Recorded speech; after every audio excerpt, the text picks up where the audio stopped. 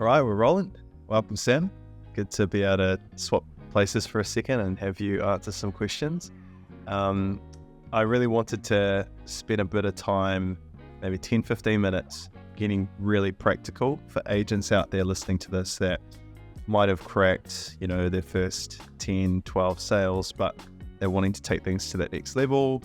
Or even, they're brand new to the industry. They've just come out, finished their papers. And I guess the base I want to start from is when I was an agent, I was in real estate. I remember I was 1 month in, I was joining all these Facebook groups, trying to get a bit more guidance on how to really scale a real estate business. And I remember asking the question on a Facebook group about what are some things I could be working on. I think I actually said, at the moment I'm just focusing on buyers and everything. And I remember you commented, and at the time I was like, what's going on here?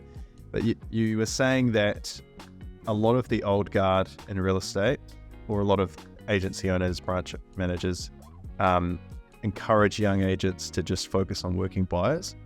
But in reality, it's a bit of a short-term play, because in real estate, the game is listings, right? And so you were encouraging me to actually find ways to list more and to build the base for myself. Now, what are some other things that you can think of that you see in the market with young agents that they're not placing enough priority on? Or is there anything that you would just say off the bat to a new agent to give them as a bit of a catalyst for growing faster? Yeah, firstly, that sounds like a bit of me going against the grain. So if you're new and coming in, you're probably getting told to work buyers like your experience, right? My opinion, it's not the worst thing to do, because you're going to gain experience. You're going to be doing things and learning things, and you can earn a small amount of income, but largely it's a waste of time, in my opinion, because you chase buyers around and you show them all everything, and you bend over backwards for them, and then they end up buying something with somebody else because the perfect time came up and it was listed with another company, and there's nothing you can do about it. So you spend this year, 2 years, 3 years running around doing that because you're told that when you're new, you go and do that. I think it slows down your career progression. And yes, you may lose some short-term income from not being able to stitch a few deals together, but really the percentage that you get from the buy side of a transaction is not really worth the time that you do it, unless it falls into your lap. So I think probably, without even realizing that this comment happened, I always say, if you focus on gaining listings and doing everything that you do to try and gain listings, is a faster way to progress your career than spending 2 or 3 years somewhat wasted. Yeah. So that's probably the answer to that one. Yeah. If you're coming in brand new, and I've been saying this for a long period of time, my opinion is your fastest way to fast track your career, or your fastest way to success, is actually standing out and having a point of difference. Because in a sea of sameness, no one's really doing anything that different. You've got some people who have a strong point of difference by being the number one agent in that area or selling high-end homes. But if you look at 95% of agents in your area, you'll probably find that every company's mostly the same, apart from a few minor things that one company pushes and another can push something different. But the way you do real estate's the same, the fees that you charge are the same, the process is the same, the attitude is the same. So as an individual agent coming in, I would challenge people to go, what can I offer, promise, claim, guarantee, do that nobody else in the market is doing? And then hang my hat on that and go all in on that. Yeah. So that could be a service, that could be an offer, that could be something free, that could be specializing in something. It could be any number of different things, only really limited to your imagination, that you can go, okay, this is my thing. Yeah. All of my marketing, all of my prospecting, all of my focus, all of my energy is going to this thing that nobody else is doing. And in the average market with 120, 150 agents in it, I'm the only one that does this thing differently, whatever that is. If you were to put yourself in the shoes of a brand new agent, what does your first 3 months look like in the context of finding your thing? Could you think of something right now that you know would put yourself as like your point of difference?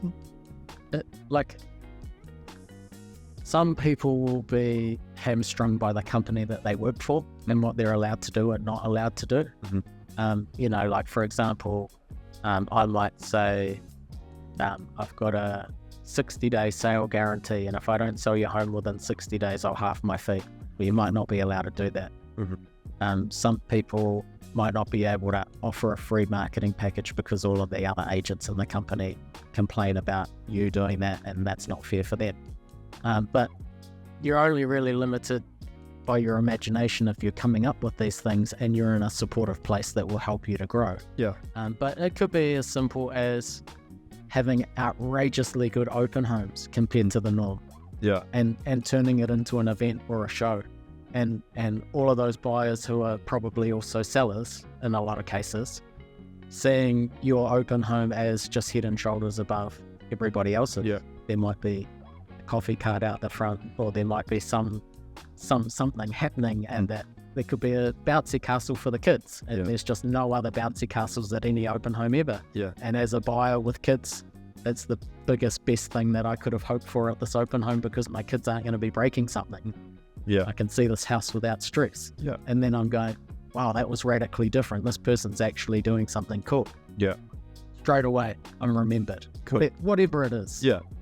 Like I know that some agents, for example, have a wing of their business that is purely landscaping or refreshing up a property, or even like a renovation kind of, you know, arm, or some people have a trailer, you know, that if you ever do business with me, there's a trailer you can always use. And a lot of that stuff is, why do I have to spend money to make money? But a lot of that stuff as well is community partnerships, making sure that, you know, what is your point of difference? Everyone has an uncle with, you know, a lawnmower or something else to set yourself apart. Can you talk about, you know, so a brand new agent is starting.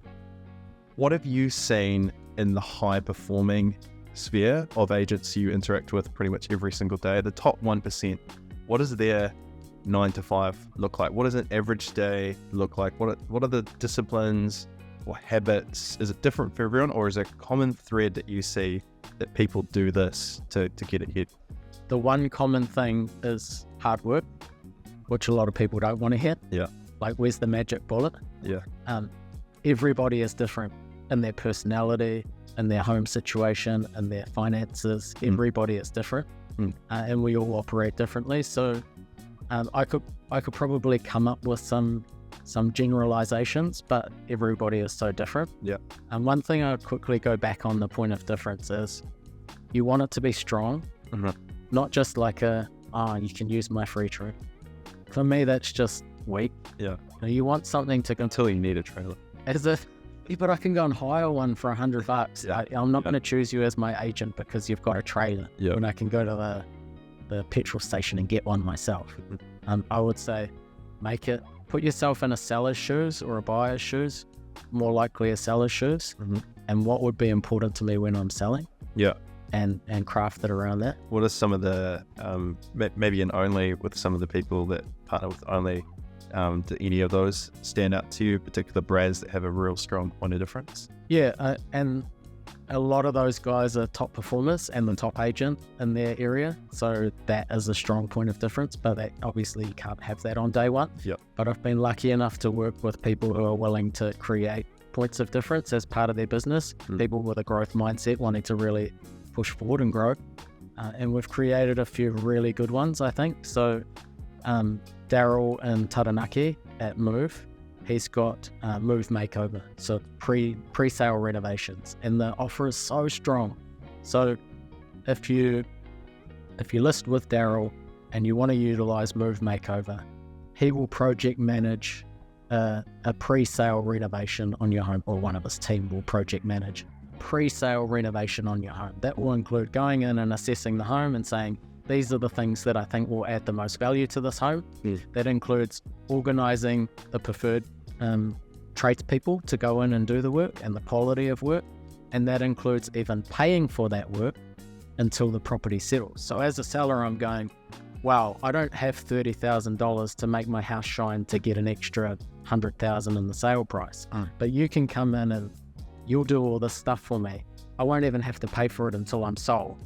And the likelihood is I'm going to sell faster and sell for more money. Yeah, right. That's strong. Yeah. I work with the Route Group in Dunedin, Ganesh, and we looked at his marketplace and we looked at, okay, so you've gone from a large company to a bespoke company. You've gone from a large sales team to a small sales team. What can you do in the marketplace to at least get put on the shopping list and then give yourself the best chance of closing that? So we came up with something called List Share, which is basically a dressed up conjunctional arrangement. So conjunctional being selling other people's listings or other people selling your listings. It doesn't happen in Dunedin. It's very unusual or uncommon. But Ganesh can go into a listing now with List Share and say, hey, when you list with me, we've got List Share. This is what it does. I take your listing, I distribute your listing to every single agent in town. They know that they can introduce buyers, and then I will pay any of those agents from any of those companies a referral fee. So when you list with me, you're not just getting 1, 2, or 3 agents, you're actually getting the whole town. When you list with Harcourts, yeah, you get 20 agents, but you don't get the other 100 agents in town. Yeah. When you list with me, with List Share, with this product, with this service that we've dressed up, that we've got brochures and guides and a process for, you get every agent in town. Wow. Do you think that's going to bring you more buyers, more likelihood of selling, more money, whatever it might be? And also takes off the objection of you're small or you're one agent or you're whatever. So depending on where you are, what you're doing, what your current company is, what your skills are, what your personality is, what you're into, your offer can look completely different. But it's just really thinking about that and going, what can add value? Yeah, that's a really good idea. And it's using what some people would see as a disadvantage of having a small team and completely flipping it and making it a no-brainer. Yeah. But it could be anything. It could be I scan my market and they're mainly older agents, or I scan my market and there's not much innovation, and then I'm going to go all in on video, like the strategy that we created with Sold on Kapiti when they first started with me at my previous company. It's like, okay, we've got some skills, we've got some energy, we've got some youth, let's go all in on video, let's create, and that at that time listing videos was sort of coming in and sort of normal, but let's do it on every listing. Let's do market wraps on video. Let's do community videos and engage with businesses and what's going on. Let's do behind the scenes blogs on what's going on in our business. Let's do bloopers. And it was all things that hadn't been done in that market or really sort of in New Zealand very well. Yeah. Let's go all in on that. They became household names after 6 months. They listed 72 properties in their first, or sold 72 properties in their first year. But the biggest thing that they created was an awareness of themselves. And I had friends of mine saying, oh, those guys are great, or they're just so, they're hilarious, or yeah, I know those guys. They'd never met them, but they felt like they knew them. Yeah. Or they liked them by association because they did a feature on a local cafe and they did some video around it, and that person liked that cafe. So by association, they thought that they liked those people because they're supporting the cafe that they like. So there's this whole thing going. I like that idea because I think people negate brand in the earlier days because they need sales, they need to market themselves, they need to do activity, right, to get money coming in. And that's totally cool, especially if you're working for a larger or more traditional agency.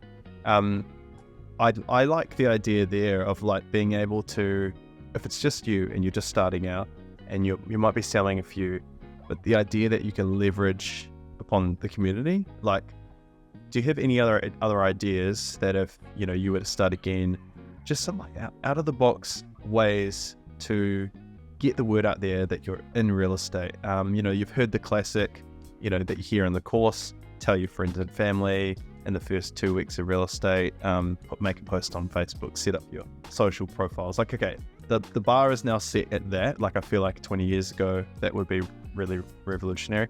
Or even the Sold on Kapiti guys using video. I feel like the bar's, nailed. Yeah, there's a new standard for sure. But I don't know, is there anything that you can think of that maybe you've seen people at the cutting edge of either digital or social media or anything else that you think could, someone could take and run with? There are things, so if we're talking strategies and techniques, there are things that are heavily underutilized in real estate, things that aren't revolutionary outside of the space, but no one's really doing inside the space. So for example, Google AdWords, it's so simple, so basic, and been around for a long time.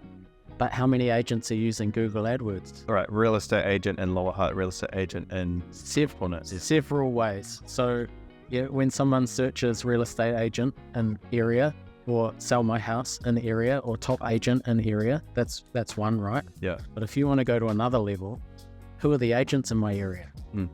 If you're an agent in my area, and I'm in a different company, or even if I'm in the same company, if I'm that way inclined, I'm buying your name. Yeah. So someone searches you for an appraisal, I'm showing up at the top. Yeah, great. And at least I'm getting seen. If I'm not getting clicked on, I'm getting seen.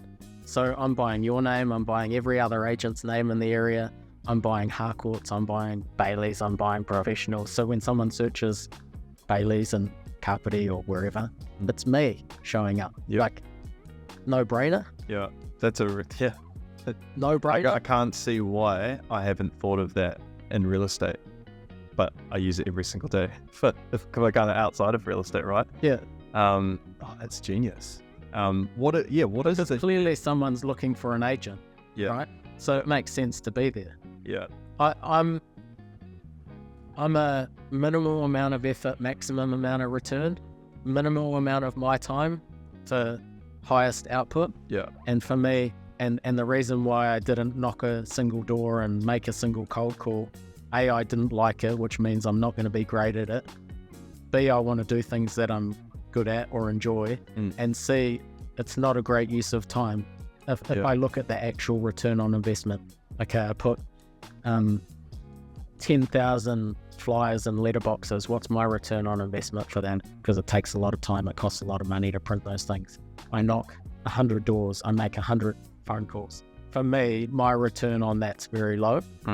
So when I was starting and Facebook wasn't even really a thing, because I'm old, running Facebook ads and getting in front of people, no other businesses or agents were running Facebook ads at that time. They just released it. It was a new thing. So I was running those and getting in front of people, and people didn't even know how I was showing up, because at that point it was just like, your friend likes whatever company, and that was the only way you'd see that company. And then all of a sudden I was marketing to people. And for me, it's like being in as many places as possible and having as many potential things out there that could be generating me business as possible that I don't have to actually physically do. So even traditionally, and you wouldn't, like, people who know me wouldn't have thought that I would do this, but I had radio advertising and I had newspaper advertising running in conjunction with digital marketing, because I knew that those things would be working for me while I slept or while I was doing deals. People were still reading the newspaper and still listening to the radio, and I saturated those things. So I was on the hour every hour with community notices, and people were like sick of hearing that.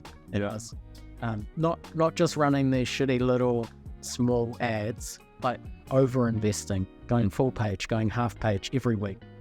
Because those things were working for me while I was anything that could give me a chance of getting leads.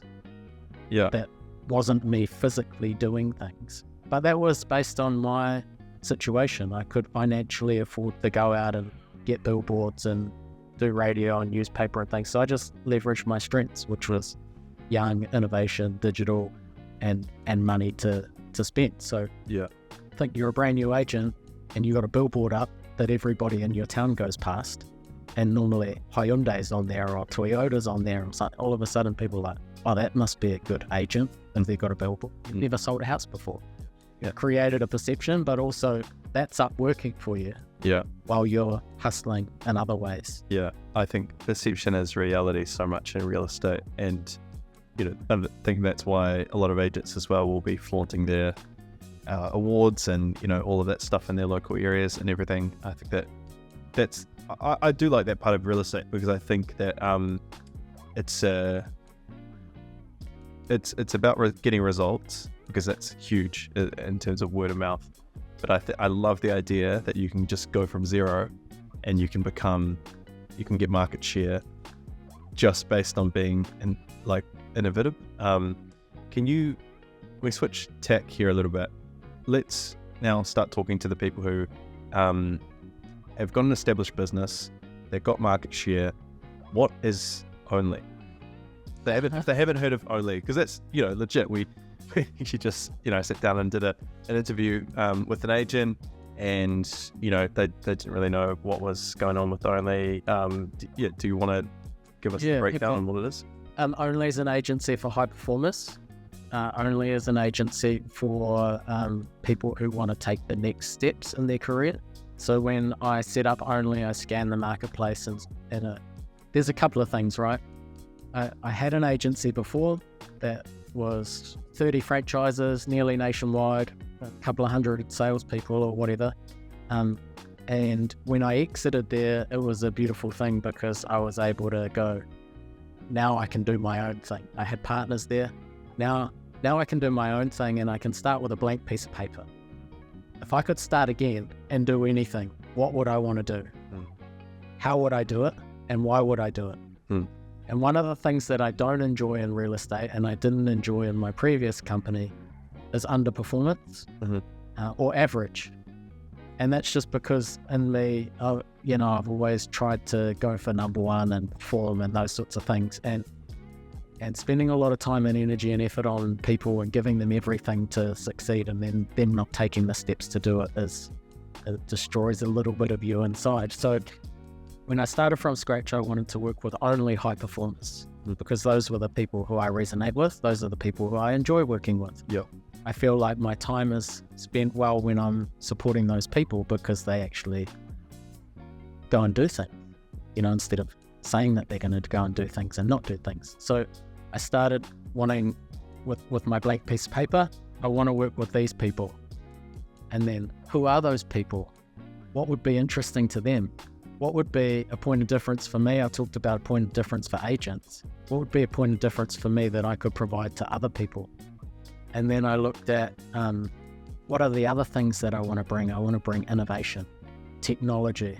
What's in me fundamentally as well as performance and high achievers? What's in me? Disruption, innovation, those sorts of things. Okay, so how can we disrupt the market for that demographic, or that part of the market? And I looked at high performers, and I looked at me selling franchises to people before, and then I thought, okay, what are the options for those people? They're a high performer in an office.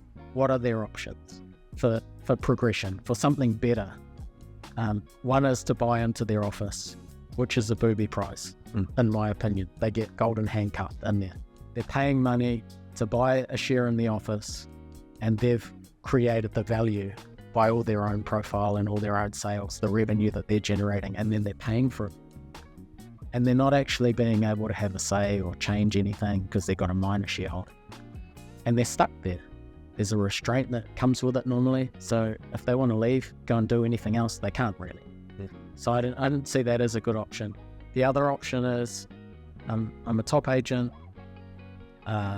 Century 21 doesn't exist in my area, or some other brand doesn't exist in my area. I'll buy that franchise. I'll open an office. I'll run a business, and I'll do that. I'll get given some sort of brand and some sort of system, and I'll plug into it, and I'll try and do that. The problem with that is, one is the high performer is the brand already. It's them. It's not the traditional that they work for, or whatever brand they're bringing to the area. It's them. People want to do business with them. They're the top agent. They're liked, trusted, known, respected in that area. So then they're building somebody else's brand. Booby prize. The other thing is, top salespeople generally aren't top business owners and top managers. So when they go into that sort of role, their net income overall will decrease, and their stress will increase. So they'll be trying to set up, manage, and run a business when they're just a salesperson, which is not a bad thing. Like, that's where the money's at. Go out, list and sell, do it well. They love it, and they're good at it, and they earn well from it. All of a sudden, they've got people that they're managing and compliance and business and processes and overheads and dealing with all this stuff. And then they find a lot of the time that recruiting other agents, it's like stress. What's the return on income? My own sales drop. I'm looking after these people. It's like a babysitting service, and it's not good, not a good fit for a lot of them. So that's an option. And then the third option, which is viable, was going out on their own, because they are their own brand, creating their own brand and then going out and doing it. Which on the surface is good, because it should be their own brand. It should represent them, their values, what they think their market would like to see, and they can express themselves. But then you're setting up everything from scratch. So it's even harder than plugging into the franchise, which I just covered. Yeah. So, okay, we could just create a system based on all of my past knowledge and experience and what I know about the market that just makes that thing easy. I'm a top agent. I want something more. I want to earn more money. I want to have more freedom. I want to have my own brand. I want to create an asset, whatever the driver is. I want better technology. But every option out there is too hard or not a great option. How do we do that? So we created this agency, which is basically the umbrella, the support, the engine, where you come to me and say, I want my own brand. I want to do something for myself. I want my own agency, my own business. We go, okay, cool, let's do it. And we take all the heavy load, heavy lifting. We with our expertise and our process over a period of time, will do everything that we need to do to be able to bring that agency or that brand to life and launch that brand. And then once it's launched, we're the support team, we're the cheerleaders, we're the engine. So you just go out and list and sell and do what you're good at with your own brand in your own way, with complete freedom, with all our back-end support. And let's make it free to come. Let's not make people pay, because they're bringing a hell of a lot of value. So let's have no setup costs. Let's pay these people a huge chunk of it, because we can, because we're not carrying 150 passengers. We're taking fewer, better agents, we're servicing them extremely well, and we're giving them a very attractive deal, because we're not catering for the lowest common denominator. Our business model isn't hampered with fixed overheads and costs of offices and people and all of that sort of stuff. Let's model it so we can give you the best possible offer. Well, it's a really strong offering.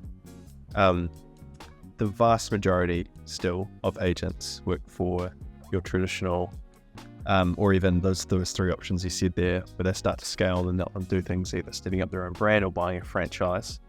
Do you think that in the last 20 years, the agent has overtaken the agency in terms of that branding? And do you think a lot more people, when they become high performers, will end up taking up that kind of offering, but only, or even similarly doing their own thing? Or do you think, because I mean, fundamentally, there is something broken around the traditional method in real estate, or even just outdated, in my opinion.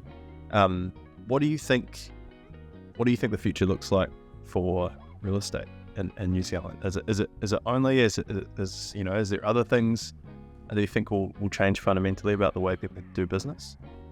Yeah, look, there is a fundamental shift in the industry, but it's slow. It's moving really quickly, but it's very slow. So if you look at 20 years, the agency did bring value. The physical office was required, the fax machine was necessary, the systems that they had or whatever to get listings online and all those sorts of things were required. The agent needed that office. Now, with technology and the internet, and internet was around 20 years ago, but with the systems and technology around now, it's no longer required to have an office, to have the traditional brand. And some of our people have offices, fixed offices, some don't. But the reliance on a traditional brand is not there. The market shifted where, people used to do business with long-standing, trusted household brand names, right? And now people do business with people, well, at least in real estate. And in a whole lot of other industries that aren't big corporate things, they do business with people. COVID reinforced that people started wanting to do things locally instead of nationally or internationally. So that whole shift has happened. Companies come in all the time. We're the Uber of real estate. We're changing the game, all of this. Most of them are a flop. Most of them will be a flop. Still, it's a people business. AI can't replace a human element. None of the technology can replace a real estate agent and the skills and expertise that they have. Negotiation, project management, counseling in some instances, dealing with people and bringing them through a process. No technology can sort of replace that human element required. So although the industry is changing a lot and the mindset of a consumer has changed a lot, it's a slow, long burn. And the traditional industry as we know it, it's probably more a death by 1,000 cuts. Lots of different models, lots of different companies, traditional companies changing small things within that business on how they do things and how they treat things. And we've seen sort of minor things change within traditionals over the years, like the list share and the sale share in a lot of businesses was a 50-50 split before. And now the change that's occurred is now it's sort of like a 70-30 because people know that the money is in bringing in the listing. It's like a small change to a traditional model, but there's a lot of small things that will happen. It's there's some things that will never change. I like the way you were phrasing the human element to real estate and real estate agents. I even went through a phase of wanting to build a private selling marketplace, which I think is in Silicon Valley it's called like a tar pit, right? Where it seems like a good idea to go into because you're like, save 20k when you sell your house, get connected straight to the buyer. All you need is a lawyer. We'll have all the forms and everything ready to go. And then the reason they call it tar pit is once you get in there, you get stuck and you realize the real estate agent element to real estate, it's like 90%. It's all the things outside of protocol of selling a house that you forget: the negotiations, the know-how, the market knowledge, all of that stuff. I really love what you said there. Last question: if we were sitting in the room, if this room was filled up with 50 agents from all different backgrounds and all the way across New Zealand with different levels of GCI and everything, what's maybe one piece of advice you just give to encourage them, or to get to this time next year in real estate to be growing, to be doing better? Is it the point of difference? What's something else maybe that you would tell them? Obviously the point of difference, and it's not the popular answer again, but it's hard work and consistency. So it's doing something really well over and over and over again, and not giving up on that thing. If you're confident in that thing and you know that it's got to generate something, just keep doing it. Because it's too easy to give up. Like my newspaper ads as an example, 3 months, $6,000 or something like that, and no leads had come from it because I used a special phone number and whatever, and I could measure whether any leads. Easy to give up on that. But then in the 4th month, you get called in for 2 appraisals in 1 week, and one of your early ads is stuck up on the fridge with a magnet, and one comes out of a drawer, and you know that they were the early ones from when you ran them because there was a different ad each month. It's like, it was worthwhile doing. Keep doing it. Something, work hard at something, do it well, do it over and over and over again, whether it's farming an area, whether it's video content, whether it is the traditional methods of cold calling, door knocking, dropping stuff. If you do something enough, it will pay off. And before we leave, just going back to the question before, the traditional model, is I think more and more agents are adding up what they're giving to an office and going, am I getting value from that? You're an agent doing 500, 600, $1 million in GCI, and you're paying the office 3, 4, 500 grand a year. What am I, apart from a seat and a key card to get in and a coffee machine and a toilet, what am I getting? What am I getting in return? What's that brand giving to me for that? Where's the value exchange and it used to be fair. Those splits used to be fair with the old setup, no longer fair. The agent's bringing the value. It should be reflected in the deal that they receive. Cool. Yeah. A good thinking point maybe for someone listening to this. Think about it. Yeah, to think about. Cool. Awesome. Thanks so much for sitting down. Cool, man. See you soon.